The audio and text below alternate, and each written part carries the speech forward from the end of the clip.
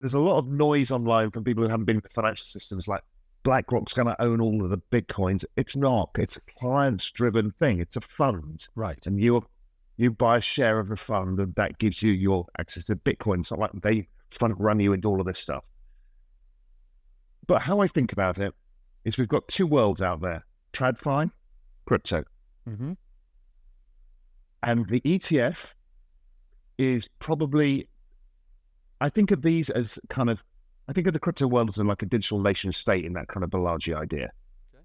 And what we're building is a trade agreement. So you can get direct investment from the TradFi world into the crypto world. So these are kind of trade agreements. This one, the spot ETF, and that allows money to come into the system, which the system desperately needs right now because the crypto economy has not been growing. Yes, we might be in crypto spring, so it come off the lows, but the economy's slow. We can see it everywhere. The activity is not great right now. So what you need is some new investment. And that's what this does. It's a trade agreement between TradFi and crypto, but doesn't mean that anybody's going to actually do the trade. They need to, just because we've got an ETF, just because Larry wants to sell it to his customers, doesn't mean the customers want to buy it yet. So we have to wait and see. It's like we saw with the Van Eck ETH futures ETF. They did a big marketing campaign, did everything, almost zero volume. No one wants it so far, right? Yeah. No, that's right. Well, speaking of that, where do you see the state of Ethereum right now? I think it's exactly where it would be after you've just gone through winter and it's a bit of spring. So if you think of what spring is like, one day's raining, one day's sunny, one day, it's like, it's a bit, yeah. And so ETH, there's plenty of stuff going on. Activity's relatively slow because NFT market, which is a big part of the ETH, is in its bear market because it's an asset and it lags the ETH economy, like houses lag the US stock market, stuff like that. So it's relatively slow, but still it is the broadest based and deepest economy of all of them. Yeah. So for me, it's just like, yeah, fine. It'll new stuff will come, new opportunities will arise. Yeah, I mean, it's been quite a long winter, although, most of the space bottomed in October last year. ETH bottomed in June. Then most of the space bottomed in October, and some alts are still bleeding now. So that's almost a year since the bottom was in. Mm-hmm. Well, it is a year since the bottom was in. So I actually think of these as 1 year down cycles, 3 year up cycles, with the first year and a half being kind of spring-like, and then we go into summer, and then we go into fall. So that all lies ahead for me. And it just feels that we just need a bit of liquidity to come into financial markets. We need any trigger. Maybe one of the banks struggles and the Fed has to do something. Maybe the Fed decide that, yields are getting too high now. We'll need to cap them with yield curve control.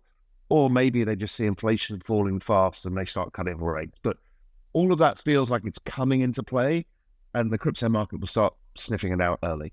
Grayscale Investments, a prominent player in the cryptocurrency investment sphere, has made a significant move that could reshape the crypto landscape. Following a recent legal victory that ordered the U.S. SEC to reevaluate its application, Grayscale is pushing forward to turn its Grayscale Bitcoin Trust into a Bitcoin exchange-traded fund ETF.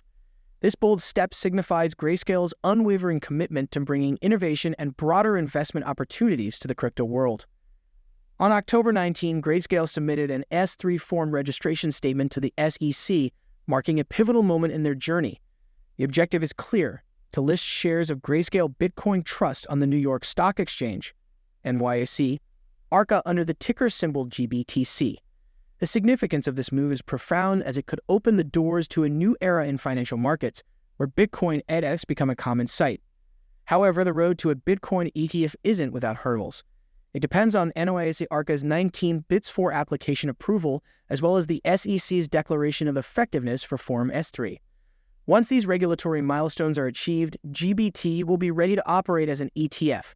Grayscale's message to the SEC is clear. They are eager to work collaboratively and swiftly on these matters, with the best interests of GBTC's investors in mind. But Grayscale isn't limiting its ambitions to Bitcoin alone. In September, they also submitted a proposal for an Ether ETH futures ETF aiming to diversify their crypto portfolio.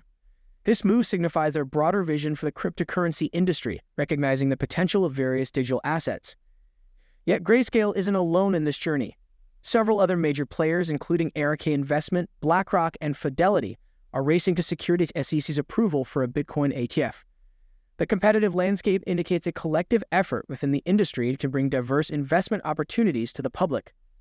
As this narrative unfolds, there's another player on the scene, BlackRock. On the same day Grayscale made its move, BlackRock filed an updated Bitcoin ETF prospectus responding to SEC comments. This action mirrors the trend seen with other industry giants like Ark and Fidelity, reflecting the determination to engage constructively with the SEC in shaping the future of crypto investment. In conclusion, the cryptocurrency investment world is in the midst of dynamic shifts, regulatory negotiations, and the emergence of key players. Grayscale's multifaceted journey is just one facet of this ever-evolving narrative. As they and other companies strive to create new opportunities for investors, we can expect more twists and turns in the path to innovation and regulation in the crypto realm. Let's continue our discussion with Raoul. We had gone through the 2008 crisis. I was in Europe and went through the European banking crisis and the sovereign crisis. We thought all the governments were going to go bust and all of the banks.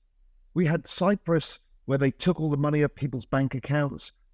And so I realized that we need an asset that was maybe a bearer asset that we could keep hold of. And the only one really was gold. And gold is not easy to deal with. It's big and heavy, and you've got to get somebody specially to store it and all of this. And that's when I discovered Bitcoin at the time and how I could self-custody this asset. Nobody had a claim on it. And I think Larry's now seeing the ripple effects of that, because this debt crisis keeps rolling, right? We keep building the debts. The economic growth is too slow to service the debts. And so the next phase of this was these regional banks. And Larry can look around him and see that JP Morgan essentially is eating the world. People have very limited choice here, and there's going to be an appetite for it. So, what's interesting is an institution like BlackRock doesn't go into things lightly. Don't forget, they started talking about this in 2021. So we knew they were coming. So I imagine that they've probably been in this space since about 2017. And they've done the research and the work and everything else. Now, a lot of people say, well, BlackRock's got X trillion dollars under management. Yes, but that kind of a lot of it's index funds and stuff like that. It's not like Larry waved his fist and said, let's buy $10 billion of Bitcoin. This is not how it works, right? It's a customer-driven business. They have demand, they sell it to their customers. So it was interesting to see somebody of that seniority at that level of the finance industry talk about the flight to safety. These are things you're not supposed to talk about. But BlackRock's not a bank, the sort of thing Jamie Dimon can't talk about. It hasn't been speculatively driven. Well, yes, it has, and no, it hasn't. So if I look at most of the larger blockchains, they all have some underlying economic value being transacted. There's transfer payments, transmissions, all of that kind of stuff in XRP. There's been lots of things from DeFi to NFTs coming out of ETH. Bitcoin is its own thing, the store of value narrative, et cetera, et cetera. So we see that it's just not broken out to the big application. Right. Don't forget, when I got into this space was 2012, I said, well, the financial system's going to go on blockchain rails. Here we are, 11 years later, we're still not there. We're just starting, right? Yes. But yes, it is going to go there. We see all the banks talking about it. They're all working on, they've got huge blockchain teams to figure out. And I was with some people last night here in Miami. It's like, the other issue is, well, if JP Morgan uses one blockchain, let's say they use XRP, and Goldman uses ETH, well, how the hell are they going to move the assets? So then you solve interoperability. Because it's too much of a career risk then to choose the wrong blockchain if they don't solve that. But different blockchains have different attributes and be good for different things. So my view on this bull market that lies ahead whenever it comes is it's more of an everything, everywhere, all at once bull market. Because it's my belief that a lot of people have been working on tokenization of real world assets, so the financial system. We've seen a lot of people experimenting with what we can do with NFTs. Yeah, there's some big breakthroughs, like Solana can create 1 million NFTs for $100. Okay, well, that means we can do ticketing. You know, you're from the music industry. Why is that not all?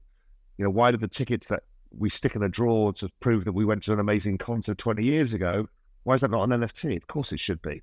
And what can we do with that? Hotel rooms, all of that stuff. So we've got that with DeFi.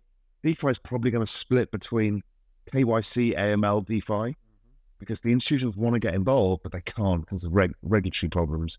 And then there'll be non-versions of that. And then we're seeing a lot of brands and a lot of people coming into the space and sports teams and that kind of stuff. So I think all of this plays out in the kind of 2 or 3 years ahead. If you enjoyed the video, don't forget to give it a thumbs up and subscribe to our channel for more daily updates. Remember, knowledge is power, and we're here to empower you on your financial journey. Until next time, happy investing.